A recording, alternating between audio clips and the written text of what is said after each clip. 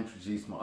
Oh, it's not on. Oh, no, it isn't. It is on, right. Yeah, wireless. So when I introduce myself, I guess, should I say my name? Or do you guys... Right, so my name's Kenny Mamarella-D'Cruz. I can't even say my name. My name is Kenny Mamarella-D'Cruz. And I sit before you relieved, so relieved, because when was it? Over the weekend, I think it was on Thursday. From Thursday, I had this fear that by Monday my life would change and I would be preoccupied about a major health issue. And if I get the bad news, then for the rest of my life I would have this sadness or this thing. I'll tell you what happened. And for me, this is very much a men's story, because I think men are known to avoid health issues, whether it's mental or physical, certainly emotional, and generally spiritual as well. It's very well known that men die of testicular, I think breast cancer as well, because they don't report it. They don't say something's up. I think the general thing is, well, I can't fix it, or I'll pretend it's not there, or it'll go away, or denial or avoidance or guilt, and that's exactly what I did. So for quite a few months, every now and again, strangely, I would feel the left side of my brain, I think it's that's what I felt, and it was kind of like a bit pins and needly, and I thought, forget it, it'll go away. Or it'll go away, or it's not happening, or what if something really bad's going on, or what if something's wrong, or what if I even said to Bertie when I was itching my ears, and I said, well, maybe I'm not producing a lot of wax, maybe my brain's leaking or something, and I was half joking, but half of me was scared. So I had pins and needles. And I thought, maybe it's brain cancer, maybe shmaybe. It was kind of scary enough to totally avoid. Totally avoid for months. Not weeks, not days, months. And every now and again I'd feel this pins and needles thing. Then I just thought, need to go and see what's going on. So made an appointment, went to the doctor. Straight away she said, right, we're going to send you for an MRI scan. So I went to this posh MRI place and they put me under a machine, and I just lay still and kind of carried on avoiding it. Same as I avoided going for a blood test for probably 6 to 9 months, partly because it was inconvenient and I was busy, partly I wonder if I'd find something bad out. And if I find something bad out and I can't fix it, then why do I want to know? If I can't fix it, why do I want to know? If I'm helpless with this and I let down my wife or my parents, or I cause pain or I cause upset, and I can't fix it, then why do I want to know? And you know, one of the things that I've heard so much, not only in my own head, but also from other men, is what's wrong with me? And the general what's wrong with me is what's wrong with me because I'm not working properly in my life, or something up with relationships or purpose or career, or it's, what's wrong with me? Everyone else seems fine, what's wrong with me? And this was a very physical, fearful, what's wrong with me? So brain scan, I even did the blood test. I was up early in the morning. I don't like needles in me too much, but whatever. And then I got a phone call last Thursday, and I was very surprised. It was from the doctor, and they wanted to make an appointment. They wanted me in. So firstly I was surprised, because it's not that often that they phone to say we want to see you. And the person said, well, we've had the results back from most of your blood tests and everything is absolutely fine, and we've also had the results back from your brain scan. So excuse me, they did brain and neck and whatever, and we'd like you to come in so we could talk about it. When are you free? And they said, well, the soonest we can see you, can you come in Friday afternoon? And I thought, too soon, plus my old friend Jane and Meg, who I know from Sydney, I hadn't seen them hung out for years, and that was the day, that the afternoon we were going to hang out, and I just thought, I would rather hang out with them not knowing that I'm going to die in a few days, so I can have a good time, and then a weekend to just stress or deny or pretend, and then tell me the news on Monday, so 8 o'clock on Monday. So I hung out with them. I didn't say a word to my wife. There was a group on Thursday evening. Was that the group that we videoed, or was it a different group? Last week? Yeah. That was different. Different group, so it wasn't the one. So in my newsletter, sign up to my newsletter, blah blah blah. And if you don't know how, send a message and I'll send you a link. I've got a newsletter going out, and Bertie has done the best video of, it's only 58 seconds or 52 seconds of what a men's group's like, who's there and how we sit, and you know, just so you get to see. Anyway, it wasn't that group, it was a week later, and I said, I've got this fear. And they've called me in, and it was a relief to just tell people this is what I'm carrying. I told a couple of my closest friends as well. It was a relief to tell people. I didn't tell my wife. I didn't say anything to my parents. I didn't want them to worry. I didn't want it to be true or for anything to happen. So I told these people. I spent the weekend slightly paranoid. I hung out with friends and stuff. I was out of London on Sunday in the forest, and I was a bit weird. You know, they told me I was a bit withdrawn, so they didn't know what was going on. I had a fantasy that if they told me that I'm going to die, say within a few months or something, then obviously I'd have to accept it. So the two fantasies were, right, quick. I need to quickly write a book, train people, pass on everything I've got. So whatever I've learned to do with communication and being present and working with life rather than being fearful, and surviving life, and tools for communication and tools to run a men's group, and whatever it is I've got, I need to pass it on quick. And I will do everything to pass it on, and then I'll die. So that was one fantasy. Another weird... Mark Hayhurst is watching. Mark! Hello, Mark. I forgot to tell you that I thought I was going to die because I had something wrong with my... which I don't have, actually. Wrong with my brain. You might argue. You might think there is something wrong with my brain, but hey. So, the first fantasy was, if they tell me I've got a few days, then I need to quickly do videos or write or just do as many... I'm doing men facilitate programs, day workshops to teach people how to run men's groups.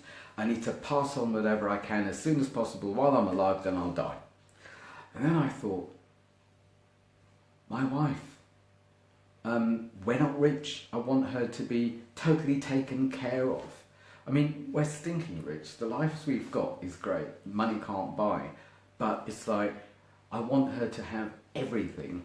So then I had this really weird fantasy, and I told my friend when I was walking in the forest on Sunday, and the fantasy was when I'm dead, that somehow I would get a company or people to sponsor my body, to be sent over to Kenya, and to have loads of cameras, and to make a YouTube of wild animals just going into my body and ravaging it. And you know, like, I had this fantasy of some kind of like wild cat ripping off my face and taking it in its jaws and running away into the bush, and my limbs going left, right and centre. You know, maybe it's just egotistical romantic stuff. And the guy actually said, so even when you leave your body when you're dead, you still want to be a little star on YouTube? That's pathetic. And I thought, yeah. But it was a need to pass on and need to take care. Lau's dropped in. Lau! Hey Lau. Okay, Lau has told me to tell you that if I say survival, that I should say survival mode and not survival. Because survival is fine, but survival mode is a different perspective on life. So please remind me. Thanks, Lau. So yeah, I wanted to pass everything on. I want to provide and protect for my wife, and I guess for my family. I haven't got kids, but for the people I love, my parents, my close friends, people I consider family. So I had this fear, and then I carried on with the fantasy of, if they tell me that I'm going to die and there's something wrong with my brain, then how do I break it to my wife? That evening, I fantasized just sitting around the table and what? And saying, I'm going to die soon. And then what? How do I fix it? And I guess as a surviving nice guy, as a surviving fixer, as a surviving OCD that doesn't want to cause harm, it's my addiction to fix things, not cause pain, not cause problems. And this was just like, my God, I'm going to fall down this. Not only am I going to die, but I'm going to stuff up a lot of lives in doing so. So, yeah, I've been through a hectic time thinking they pulled me in because they've got the results and I'm going to die. And how am I going to manage this? And I went straight into the whole thing about men don't talk about their issues, physical, emotional, mental. And this is more physical, especially physical. And so many men's lives could be saved if they go to the doctors, get regular checks. If anything's up, just report it and nip it in the bud rather than wait until it's too late. And I guess that's the key, is go and sort it out and nip it in the bud before it's too late, even if you can't fix it, unlike what I did. And from now on, I'd like to think that I'm going to take this health stuff more seriously and take care of myself. And there has been a new leaf turned.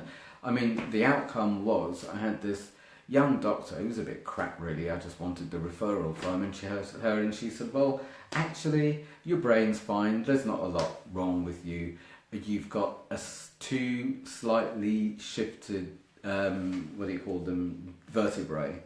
and some, arthritis. There are two types of arthritis, the not so nasty one, and that's it. And therefore the nerve makes it go numb, and they're going to send me to some specialist, blah, blah, blah. So I'm not going to die. It would have been nice if they said, nothing to worry about, you're not going to die, come in and we can talk about the results. But maybe I just needed this wake-up call and to go through these fantasies to say to you, go and see your doctor. If there's the slightest thing up, go to see your doctor. I think if you're over 50 or over 60, you're supposed to have annual checkups. I don't know if it's just prostate or the whole blood testing, but stay on top of your health. Please stay on top of your health, because if you nip it in the bud, then the fantasies of everything that's wrong do not have to come true. So that's my nasty health scare. And it was hell. It was really scary. Did you just put your finger up? No. Oh. Yeah. The whole death thing, the fear of my death. Here's a selfish thing. I thought, great, I get to die before my wife and before my parents. Out the back door, I don't need to suffer those things.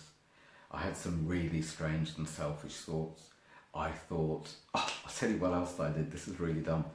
So on Friday, I thought, okay, even though I know private medical health, because I stopped my healthcare last year, so I've been for a year without insurance. I don't use it that much, I don't need it, and my God, did it cost a lot of dosh. And I thought, okay, on Friday I'll book and I'll get covered, even though I know they won't cover it because it's a pre-existing condition. Derek Murphy and Lloyd Logan just joined. Hey Lloyd, I haven't seen you for ages, how's it going? Do you want to reintroduce what's going on? Yes, so as you've clicked, I am Kenny Mamarella-D'Cruz, and I am talking about how I thought I was going to die because I had pins and needles in the left side of my brain, and I had all sorts of fantasies of brain cancer or a tumour or whatever's going to happen, and that I'm going to die, and if I die I need to pass everything on. I'd cause a lot of pain, and my need to provide and protect my wife. And the good news that I wouldn't have to grieve the death of my parents or my wife, and I'd be out first. And the place that I just got to was my fantasy of I could invest, or I could buy loads of things, get in deep debt, and then leave my body, and then my wife's taken care of. And it kind of doesn't work that way. Plus, as my wife said once, I told her, why would I want all these things? Why would I want the money? Why would I want any of these things when really all we want is our lives together? We want to be together, not just have money to make something better. That's never worked, to be honest, that's never worked for anyone that I know. So yeah, nipping it in the bud and taking care. And taking care includes sleeping better. And my God, I hope I look better than the last YouTube video, because I know I look ghastly. I've been going to bed earlier. I've been getting up with my wife. I've been sleeping so much better. I've been eating better, and I've been taking care of myself. Basic things like sleep. I've been doing a little more exercise, and next week I've got a lot more time than this week, and I'm going to get into my exercise. But it's just the basics, like move. Do some exercise, but at least move. And I used to love it. I used to feel so good. You know, I'd exercise gym 2-3 times a week. I haven't done it since August. Exercise, sleep, eat well, and talk, speak, tell people what's going on. Don't hold it together. Thank God I named it in the men's groups. My fears of I'm going to die, I've got a brain thing happening. Thank God I named it with 2 or 3 of my friends to say, this is what I'm scared of, this is what's going on. Not that I wanted to fix, it's just that I shared it. And sharing it, I wasn't holding it on my own, and I could share my wild and mad fantasies and be brought back to reality. So that's the message. Take care. Men are not great at taking care of themselves. Men are generally great at fantasizing that the worst is going to happen and I can't fix it, so why bother finding out? And let's just, I'd rather just be in denial, die. Doesn't have to be that way. By the way, what do you think of the tie? It's my one of my father's ties from Africa, 1960s. Cool, eh? I do like thin ties. What else to say? Spiel. I'll quickly spiel you. I've got a newsletter out tomorrow that's very cool because it's got a load of videos and some freebies and stuff like that. So if you're not subscribed, please subscribe or email and I'll send it to you. I've got another, so this is what I was going to cram in before I die. So I'm going to carry on cramming it in. I've got so much I want to pass on to people. The Men Facilitate, where it's a day workshop that teaches you how to facilitate men's groups and conscious conversations and any groups. You can take it into work and stuff. I've got one on the first Saturday of December, fully booked I'm afraid, and then I've got one on the first Saturday of January, so that's the next one.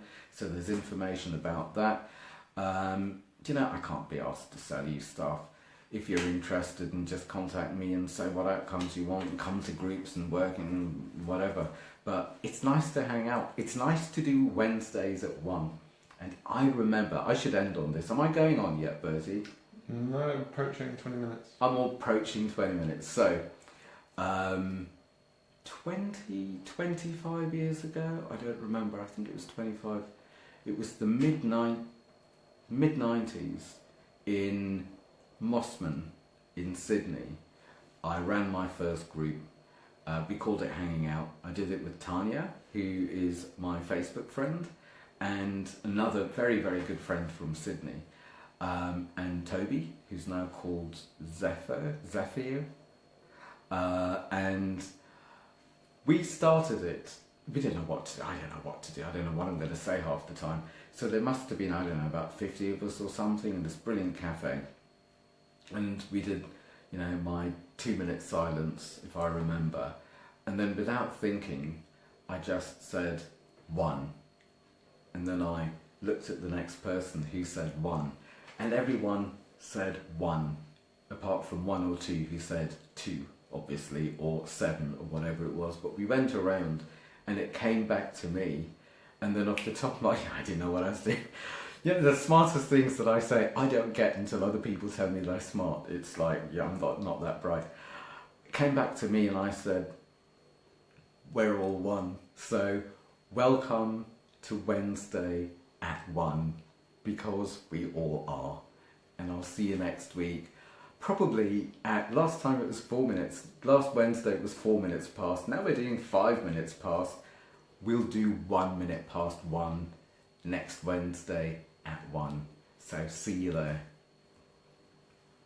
Did you check out the eyebrow? I need to stop with that eyebrow stuff.